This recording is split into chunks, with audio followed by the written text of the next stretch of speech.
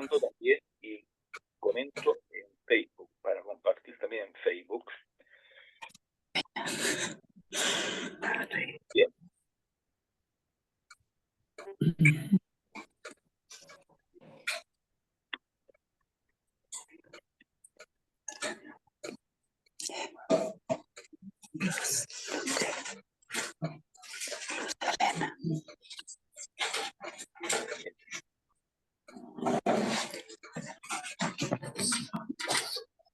Vamos a ver.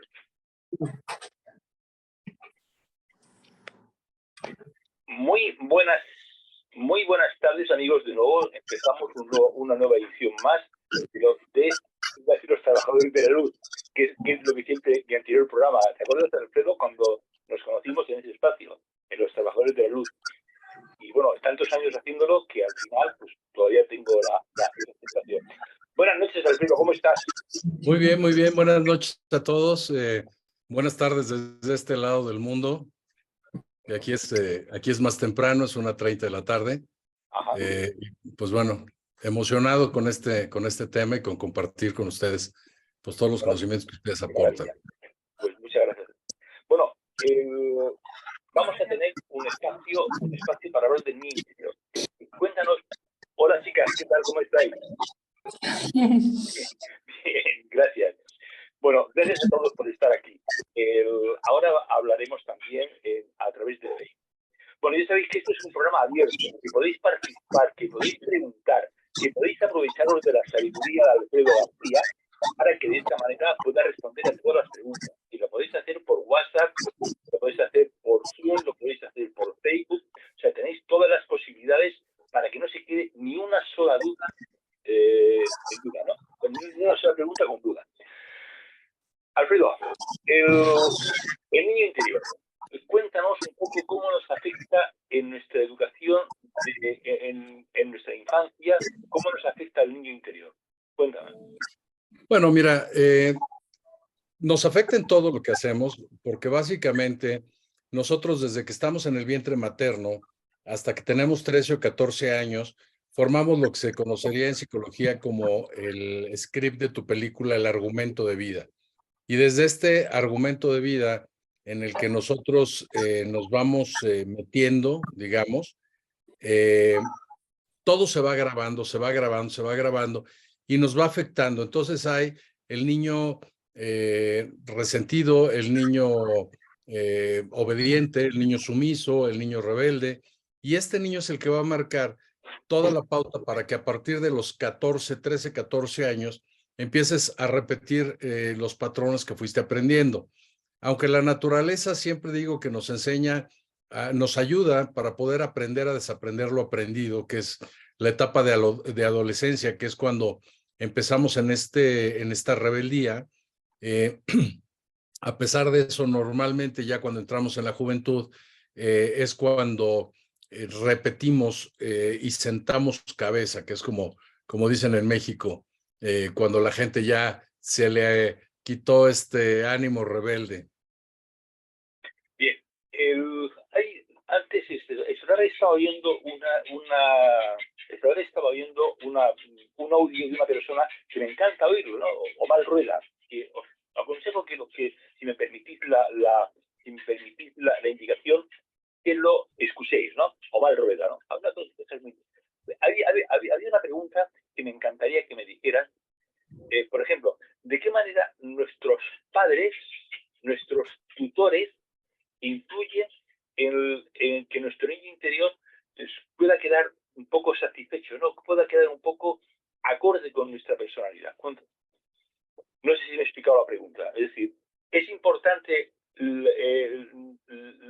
nuestros padres, los padres en general de todos, en que nuestro niño interior sea una persona saludable, sana, equilibrada, etcétera?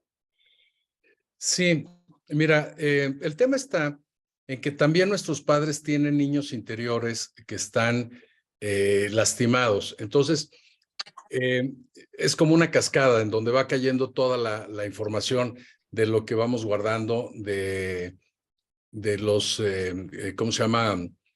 De la historia familiar.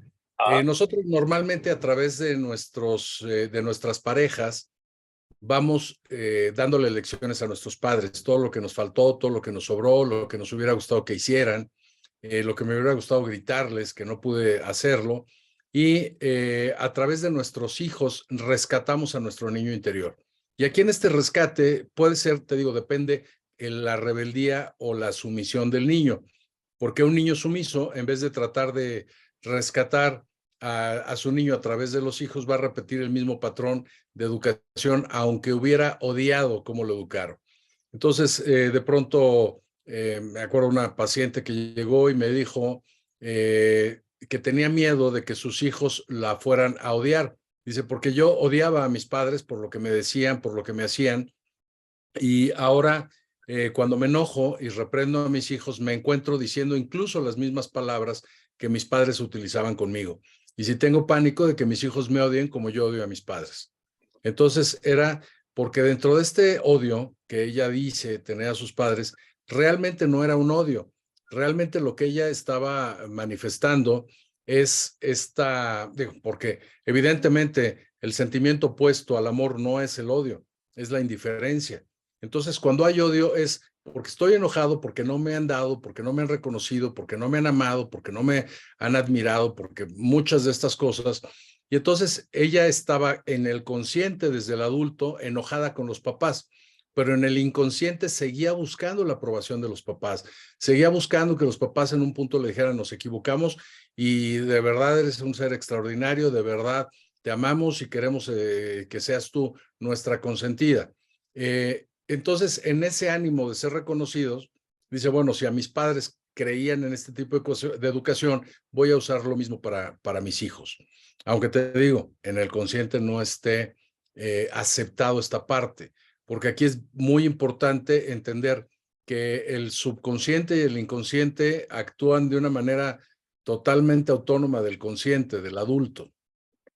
Bien, hay un tema, estaba viendo ahora mismo una persona en Facebook que conozco un poco su historia personal y veo que esa persona fue agredido por su padre y también física y sexualmente, ¿no? Entonces, ¿eso de qué manera puede influir en ese niño interior?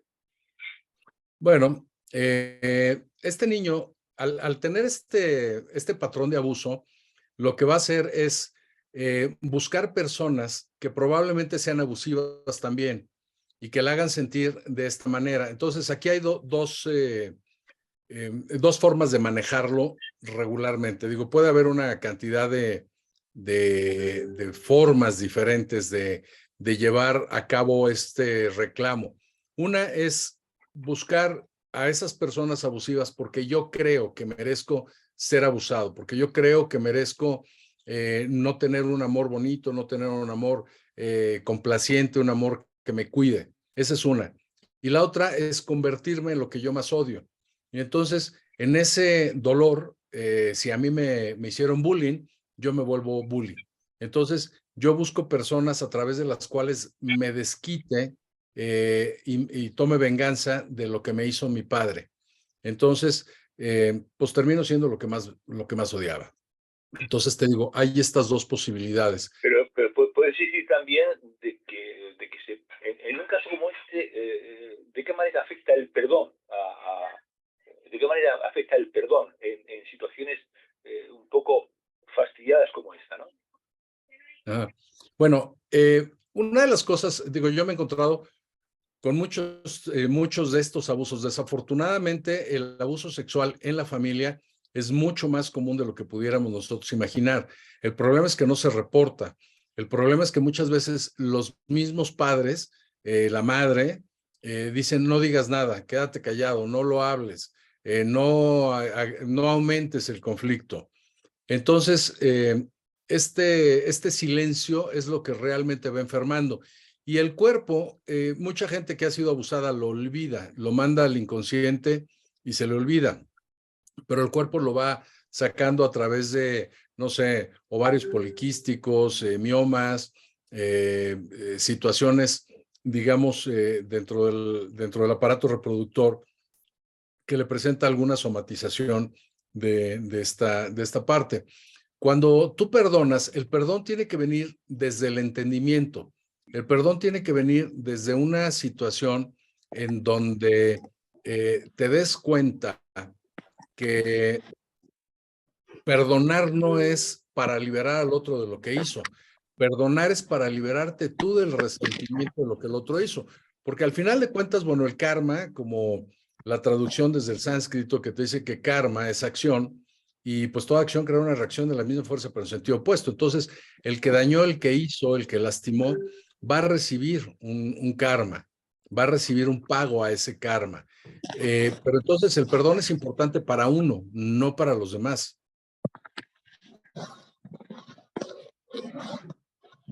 No sé si contesté tu pregunta con esto. Contestaste.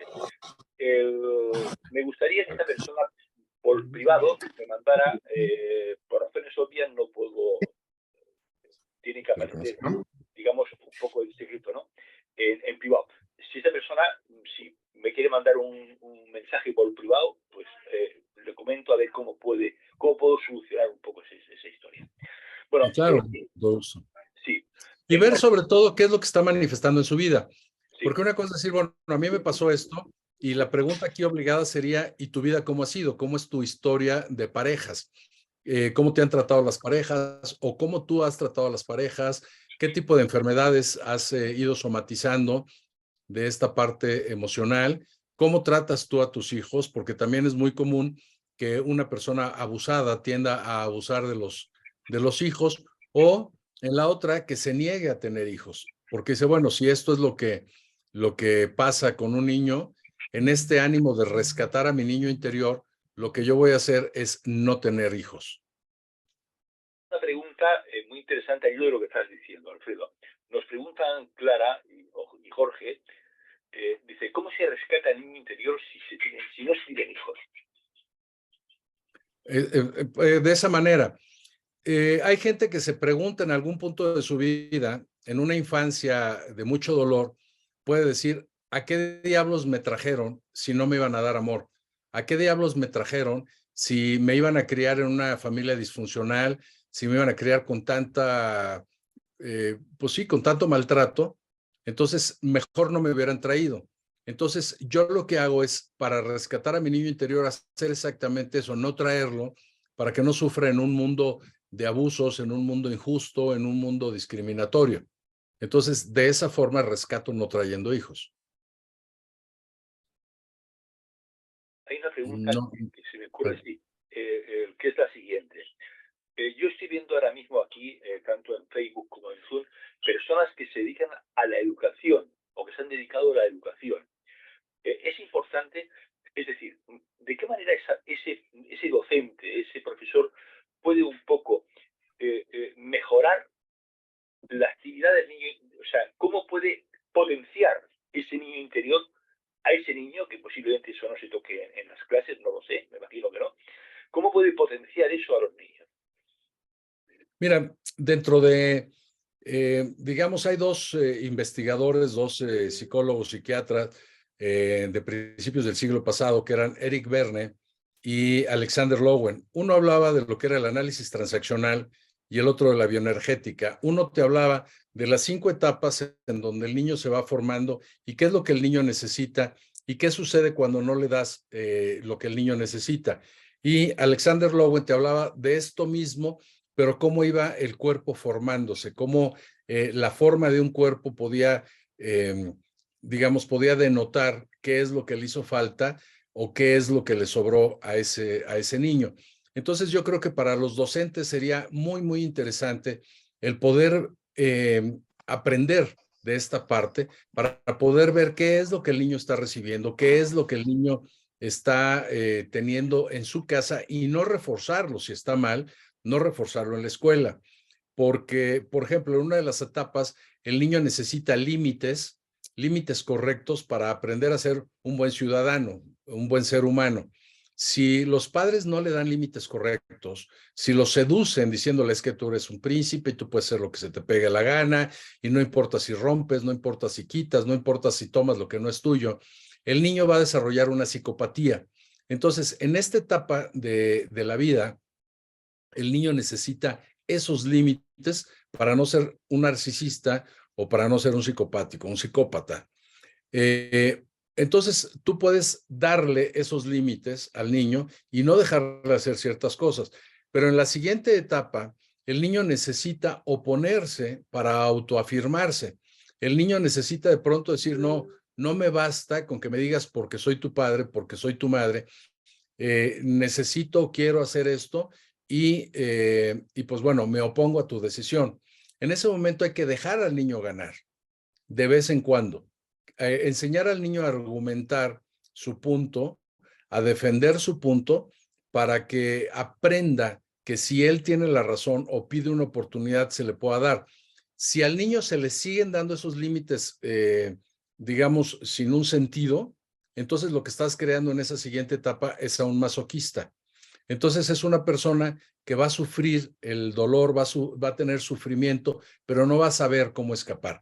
Y es muy fácil. Tú ves, por ejemplo, a una persona que tiene una espalda larga, un cuerpo largo, sin mucha masa muscular, eh, probablemente más alto que el promedio de la familia, y te das cuenta que es una persona oral, una persona que tiene buenos sentimientos, buenos modales, es un buen ser humano decente, pero no sabe tomar decisiones. Se les dice orales porque se tienen que enchufar a una mamila, digamos, a una persona para tomar decisiones. Entonces, conscientemente sufren de abusos, pero inconscientemente están casados con una persona normalmente narcisista o psicopático que les diga cómo hacer las cosas, porque ellos no necesitan una pareja, necesitan un papá o necesitan una mamá.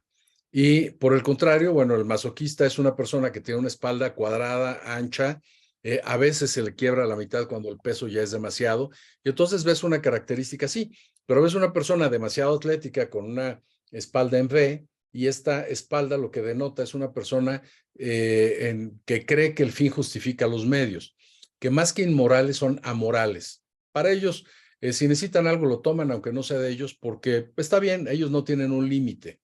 Entonces, esta gente destaca en negocios rápidos, le gusta hacer negocios rápidos, política, son estos deportistas que se pueden inyectar cualquier cantidad de cosas con tal de ganar una competencia.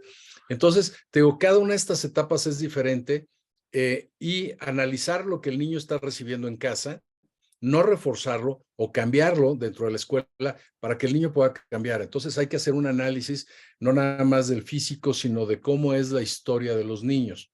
Pero desafortunadamente la docencia en nuestros tiempos no va a entender la particularidad o individualidad del niño. Por el contrario, si el niño piensa, si el niño está distraído porque tiene problemas en su casa y porque no está en donde está, o porque el niño tiene un coeficiente intelectual ligeramente arriba del promedio y las explicaciones que les van dando las entiende, dice, a la primera ya lo entendí, la segunda, si tenía alguna duda ya pasó, pero a partir de la tercera y la cuarta y la quinta explicación ya me perdieron.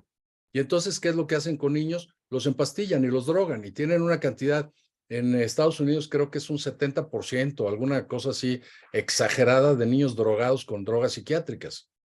Es famosos Ritalines y esto, porque lo que quieren es tener a estos niños domesticados, adoctrinados, más que crear gente pensante, sana, que quiera cambiar su realidad. Bueno, ya sabéis, amigos, que este espacio es participativo, es decir, porque lo que interesa es que preguntéis cosas a Alfredo, que aprovechéis, que os abuséis de él de alguna manera, para que pueda responder a todas esas preguntas que os inquietan respecto al niño interior, que es un tema que a todos, porque todos tenemos un niño interior en ocasiones casi siempre herido por alguna razón, ¿no? Oye, ¿y por Claro. qué nos sentimos muchas veces, y por qué muchas veces el niño interior se siente herido? ¿Por qué siente herido? Bueno, pues hay varias heridas que son muy comunes. La herida del abandono, la herida de la humillación, la herida del abuso. Simplemente, vamos, el que no seas el preferido en la familia o sientas que no eres el preferido, que los hermanos se burlan de ti o que eres el más pequeño y simplemente sientes que no te hacen caso, el que no te dan lo que necesitas, que no te dan amor o que no te dan los satisfactores económicos que requieres, Y entonces todo eso va generando heridas dentro del niño y va generando una necesidad de rescatar a ese niño a través de un comportamiento totalmente diferente. Que no necesariamente el darle a tus hijos lo que tu niño necesitaba es bueno. Vamos a poner un ejemplo que, no sé, un niño que vive frustrado porque en las Navidades, cuando él le pide un regalo para el día de Navidad y hace una lista de 10 regalos y resulta que no le dan nada, le dan dulces y ropa, pero no los juguetes caros que él había pedido, que había visto en la televisión. Entonces, sale a la calle y ve que a los vecinos o a los primos o a los amigos sí les compraron o sí les regalaron, sí les trajeron en Navidad lo que habían pedido. Entonces, el niño no entiende en este concepto mágico de lo que pidas en Navidad se te concede porque no son tus padres, porque no es una transacción económica.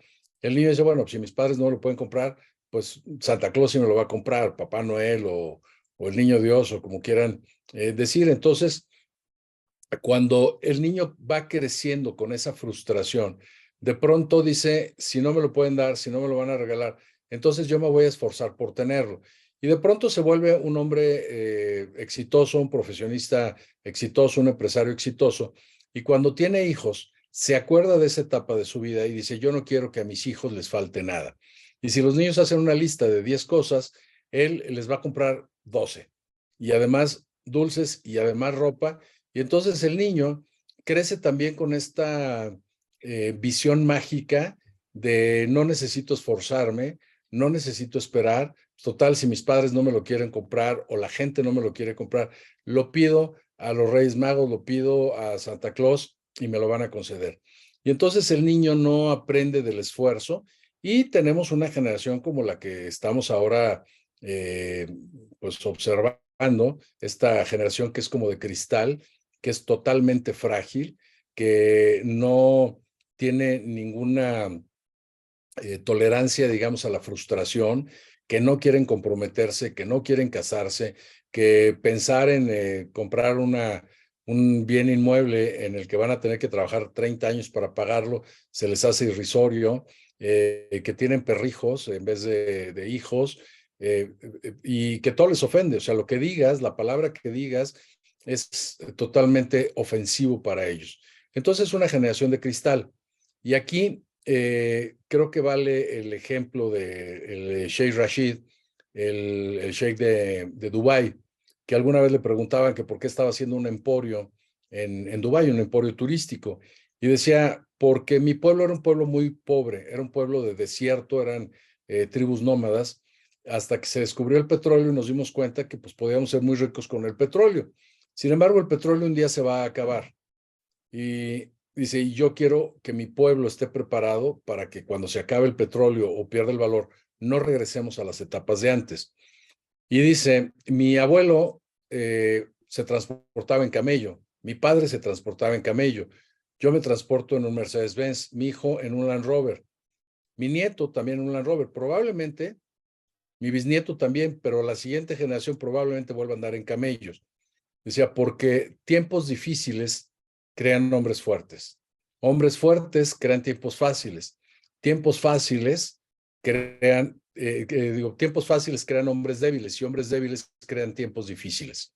Entonces, cuando tú ves todo lo que les hemos dado a las nuevas generaciones, que el móvil que usan un móvil mejor que el que tienen los padres porque quieren estar en redes, porque quieren estar bailoteando en TikTok o en alguna de estas aplicaciones. Y realmente lo único que les costó para tenerlo fue a lo mejor un berrinche y a lo mejor ni siquiera el berrinche porque los padres se los proporcionaron. Entonces, esta generación está siendo una generación débil.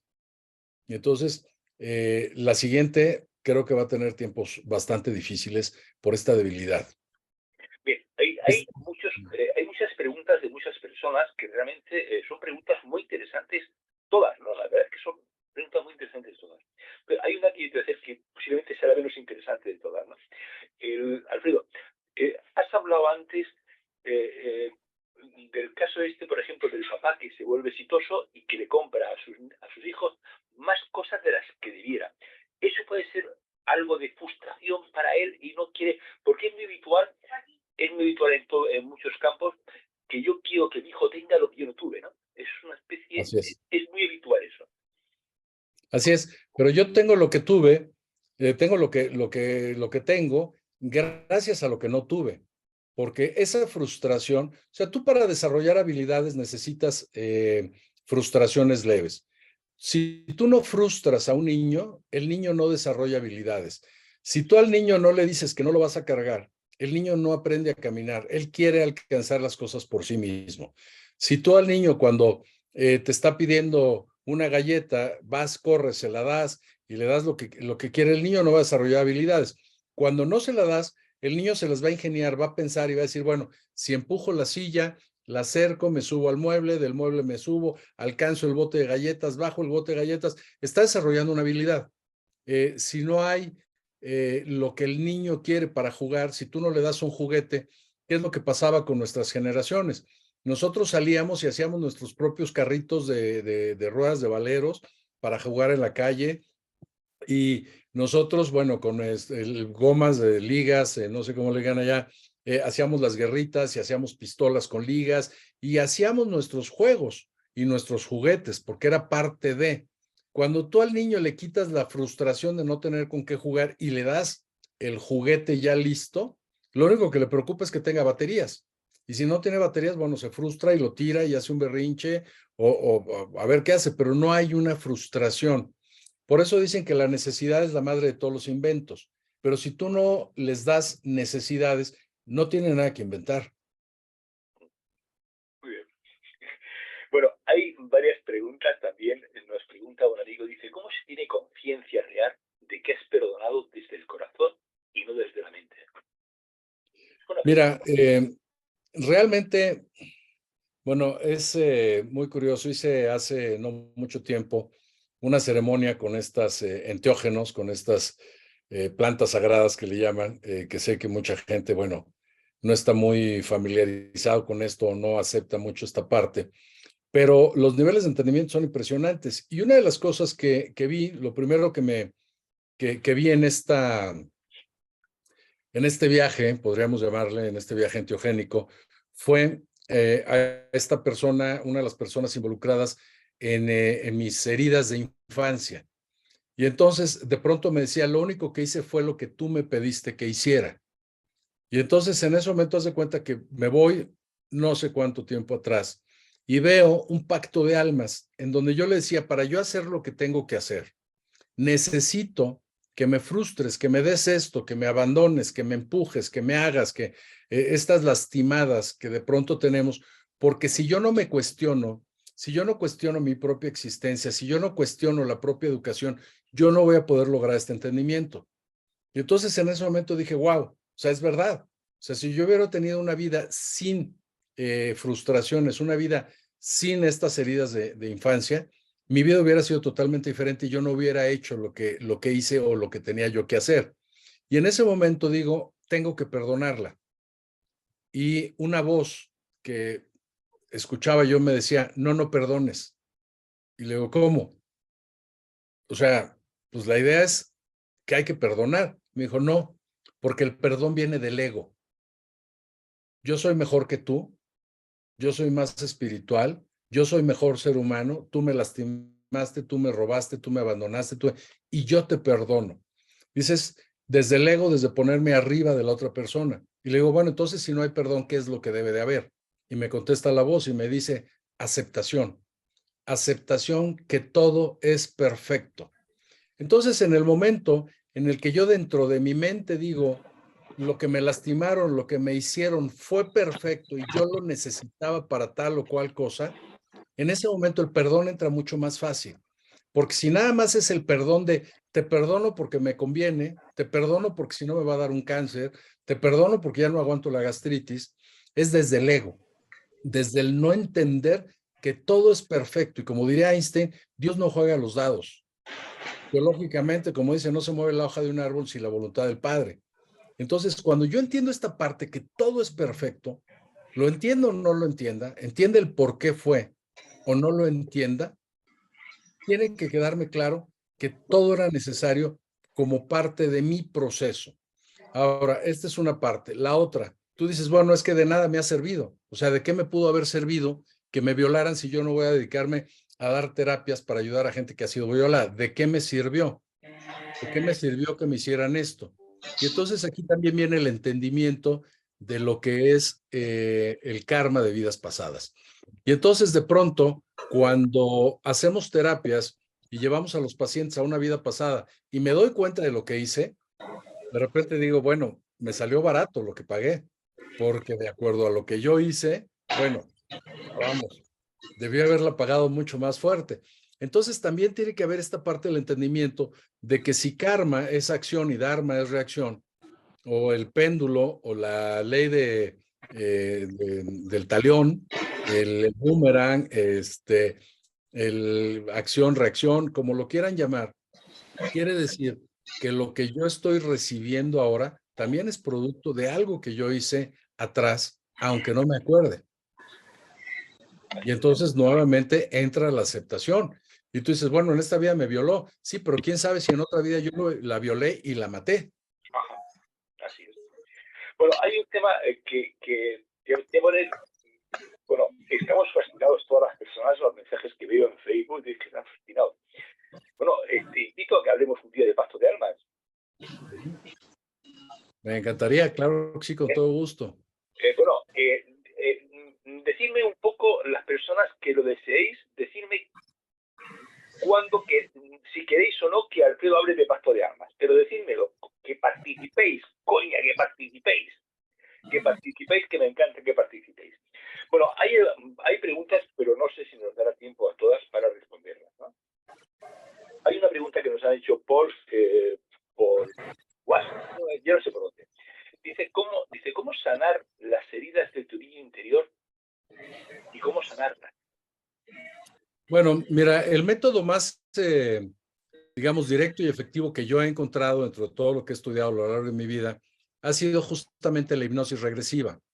En vez de estar tú desquitándote o haciendo que otros paguen por lo que te hicieron a ti en la infancia o seguir sufriendo de este dolor, cuando tú regresas en esta hipnosis y regresas al momento de la herida y confrontas a la persona y le dices lo que sientes, te defiendes y puedes entender también a la otra persona, en ese momento liberas, en ese momento sueltas, sobre todo porque lo primero que tiene que haber para perdonar a alguien, tiene que haber comprensión, comprensión de qué fue lo que pasó y por qué lo hizo.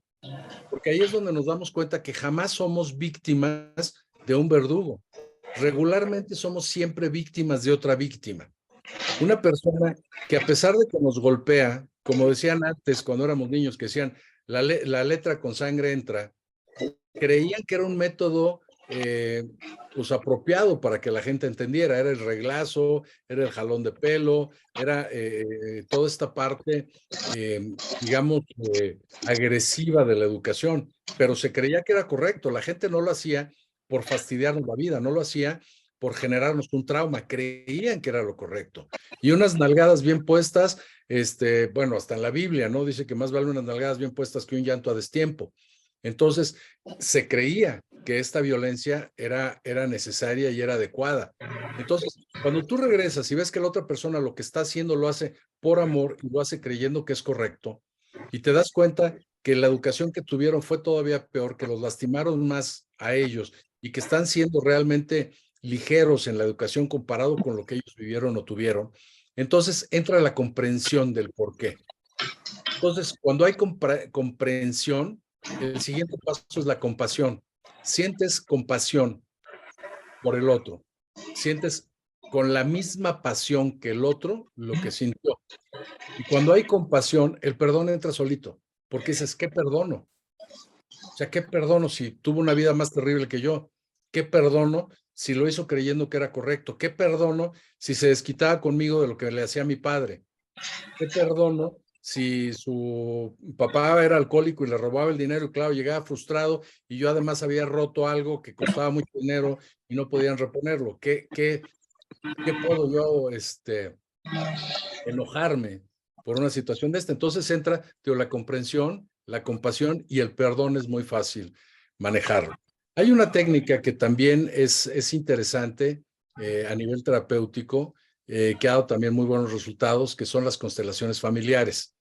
Nada más que en las constelaciones, bueno, tienes que involucrar a un grupo de personas para que hagan las veces de estas personas involucradas en tu vida. A través de la hipnosis no necesitas a nadie, porque tú regresas a ese momento. Ahora, aquí hay otra parte que es interesante. Tú, Antonio, no puedes perdonar lo que le hicieron a Alfredo. Porque si te digo, oye, perdona lo que me hicieron a mí, pues vas a decir, ¿y yo por qué voy a perdonar lo que te hicieron a ti? Perdónalo tú.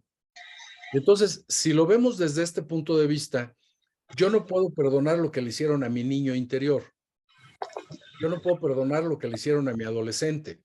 Tiene que ser el adolescente y tiene que ser el niño el que perdone, porque él es el lastimado.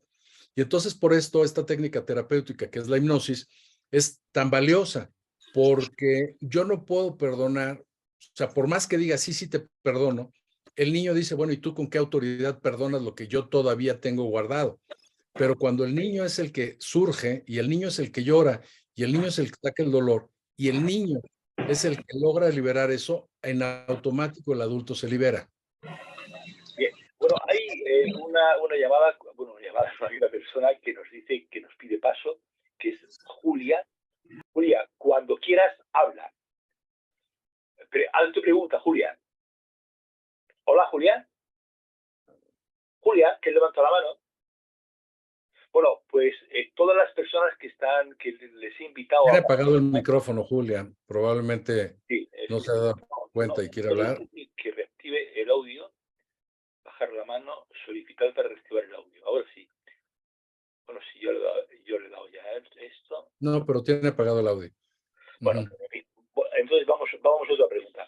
Bueno, muchas personas me están diciendo por WhatsApp, por Facebook, aquí también, que es interesante hablar de las almas, ¿no?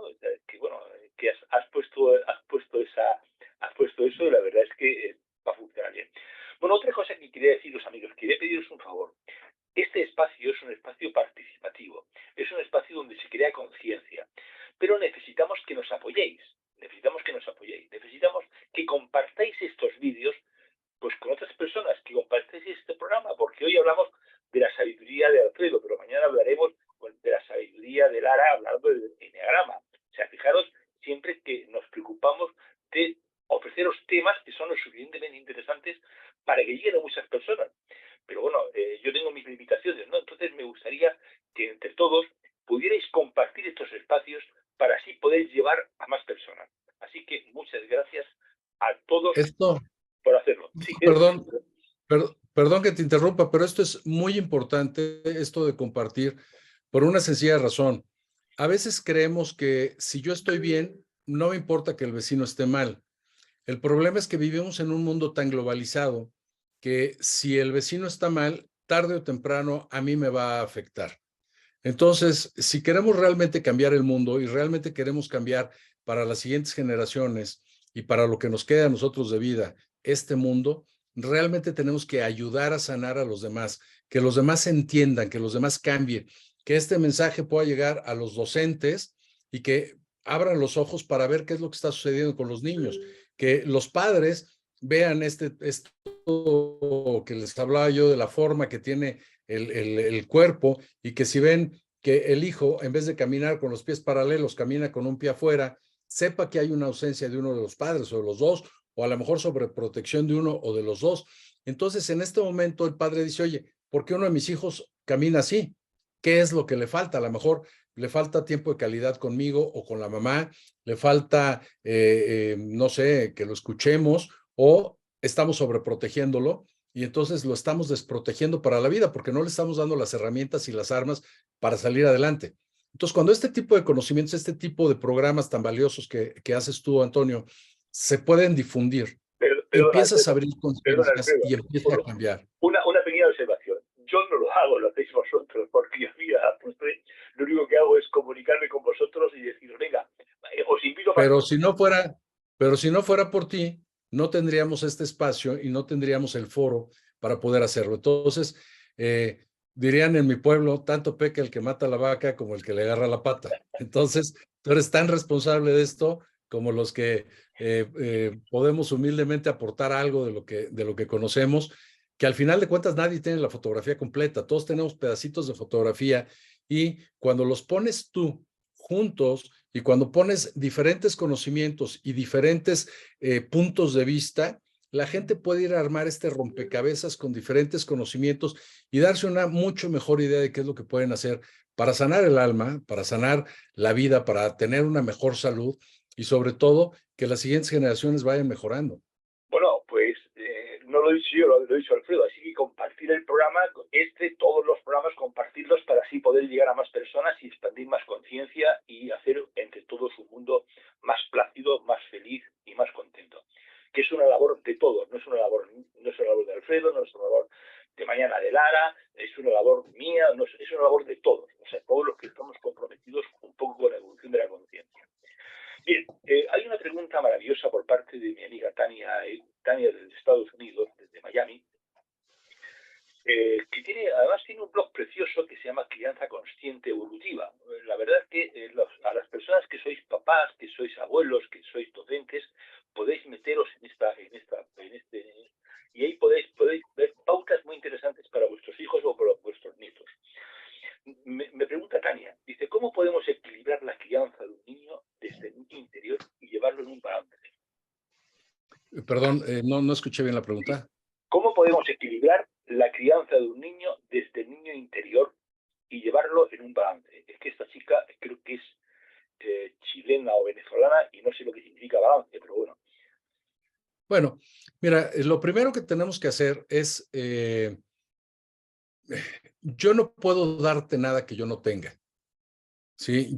Yo no puedo, si yo quiero regalarte $1.000.000, lo primero que tengo que hacer es tener el $1.000.000, porque por más buenas intenciones que yo tenga, por más que te quiera y por más que quiera yo ayudarte, si no tengo ese dinero, si no tengo esa plata, no te la puedo dar. Entonces, si yo quiero ayudar a mis hijos, si yo quiero que esos niños interiores crezcan sanos, lo primero que tengo que hacer es enseñarles cómo se hace.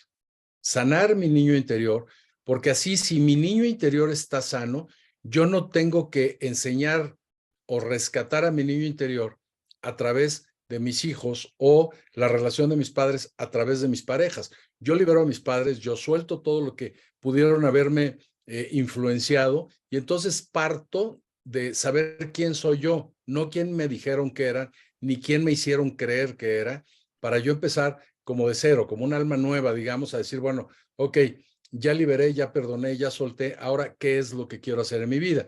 Y lo mismo con los niños, cuando yo estoy viendo qué es lo que mi niño interior tenía, cuáles eran sus carencias, me voy a dar cuenta que cada uno de mis hijos tiene una personalidad, tiene un temperamento, tiene un carácter, tiene una misión diferente como alma, que también dentro del proceso de las almas hay 7 edades dentro de las almas y hay gente que por más que quieras enseñarles de espiritualidad, a nivel alma, están en kindergarten, están en párvulos. Entonces, no hay forma. Tú llegas a párvulos y le quieres hablar al niño de trigonometría y te va a decir, ¿trigo con qué? O sea, no, su cabeza, su madurez neuronal y sus conocimientos no le dan como para poder resolver un problema de trigonometría. Y tú no le puedes decir que el niño es estúpido o que el niño esté retrasado mental porque no puede entenderlo. Porque para cuando él esté en preparatoria al nivel que tú estás ahora, probablemente esté muy por arriba de ti. Sin embargo, en ese nivel no puedes exigirle más. Y así son las personas.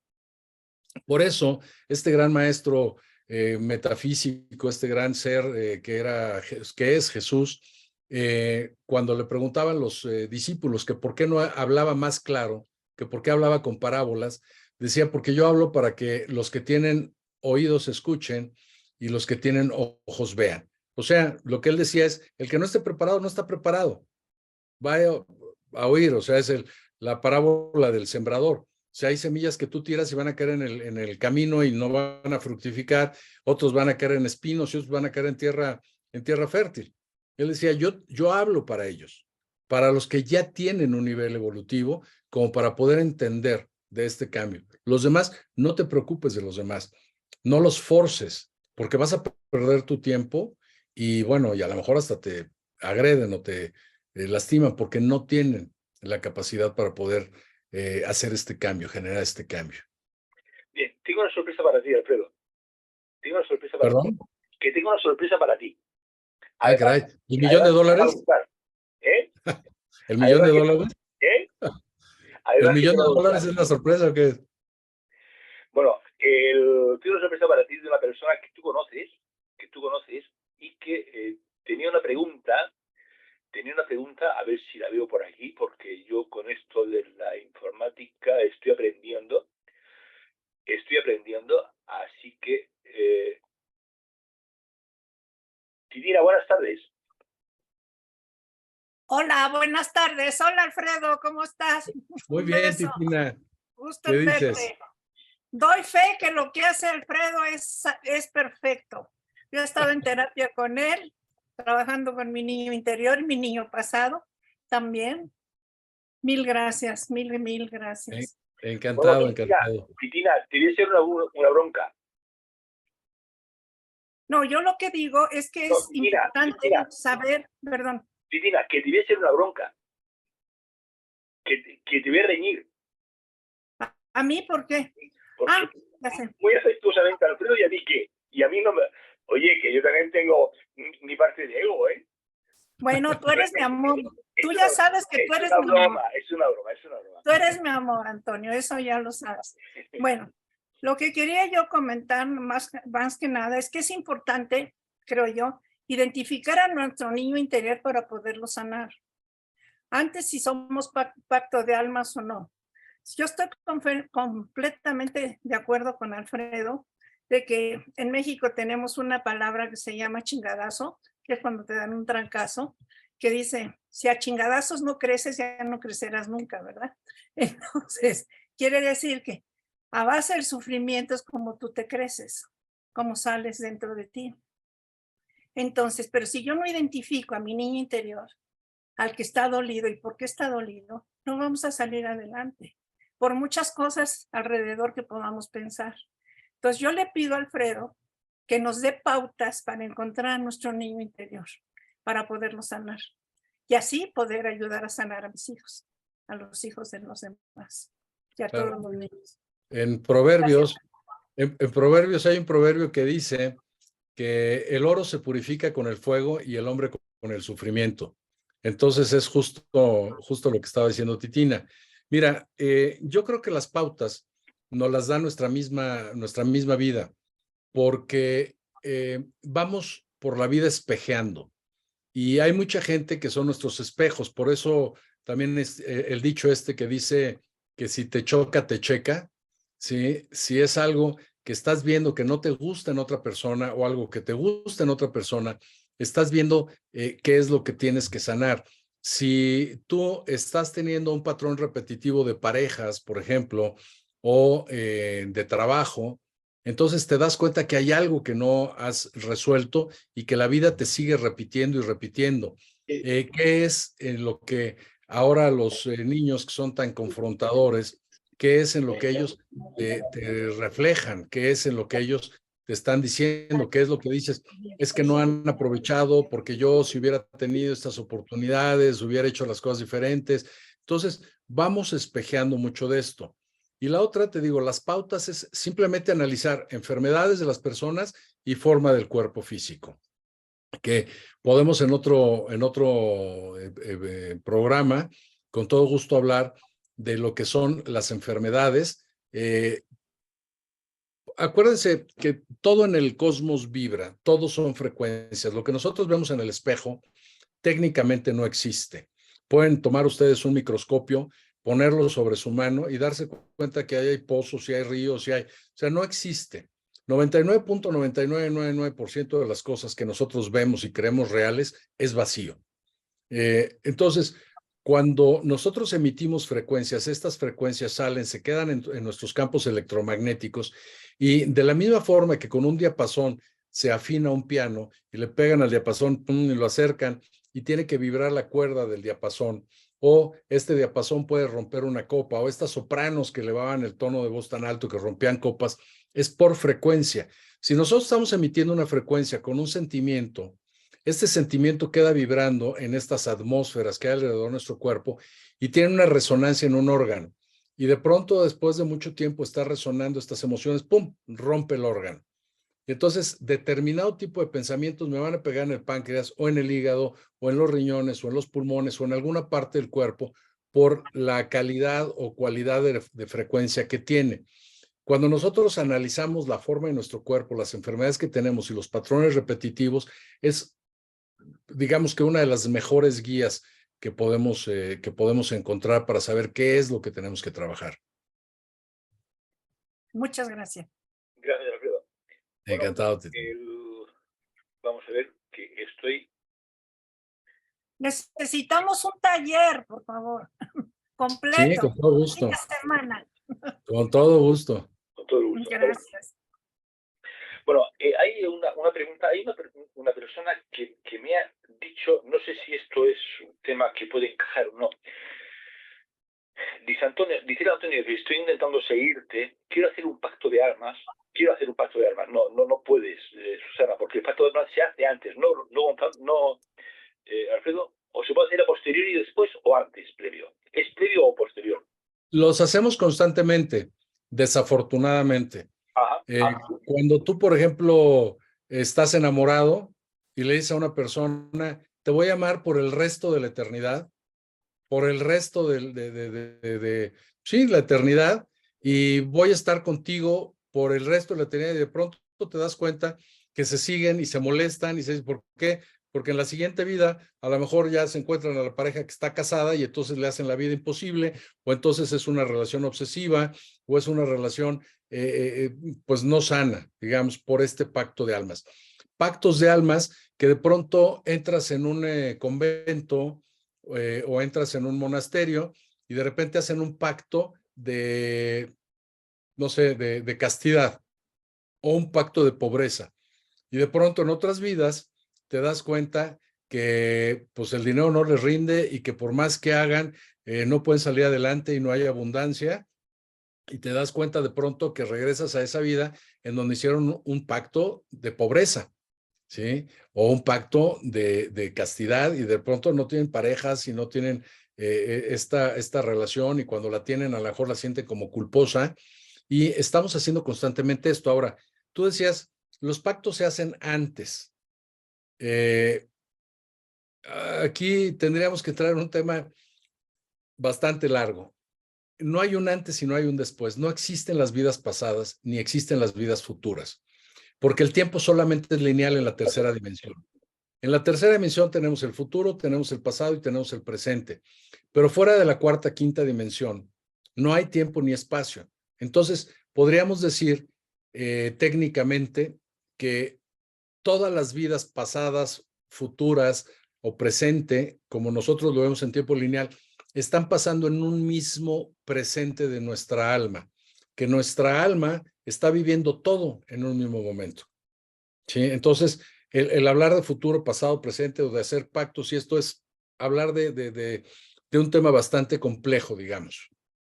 Bien, hay dos preguntas, porque han habido antes otra persona más, y lo digo porque han habido dos personas. Ya sabéis que este es un espacio abierto que podéis participar, no en este, sino en todos los programas, porque aquí lo que se trata es precisamente de que satisfagáis, no sé si lo he dicho bien, que podáis cumplir todas vuestras dudas, preguntando a los diferentes expertos que cada día están.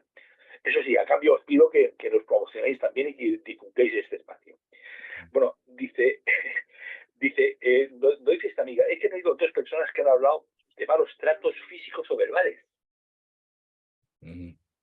¿A qué se puede ver eso? Puede ser que hayan sufrido malos tratos físicos o verbales. Puede ser el pagar unas consecuencias de otros momentos. Puede ser que su niño interior no esté lo suficientemente arraigado para evitar ese tipo de cuestiones. Cuéntame. Mira, te voy a poner un ejemplo de una paciente que tuve no hace mucho tiempo, una mujer sudamericana, modelo en México, una mujer guapísima, pero que todas las relaciones que había tenido habían sido muy abusivas. Y de hecho, bueno, con la mamá tuvo una infancia terrible porque la mamá le pegaba un día sí y otro también. Entonces, hasta que un día creció, cuando la mamá le pega, ella también agrede a la mamá la corre, viaja a México, se sale del lugar de donde es originaria y es una mujer, te digo, sumamente guapa, sumamente atractiva, pero con muchísimas inseguridades.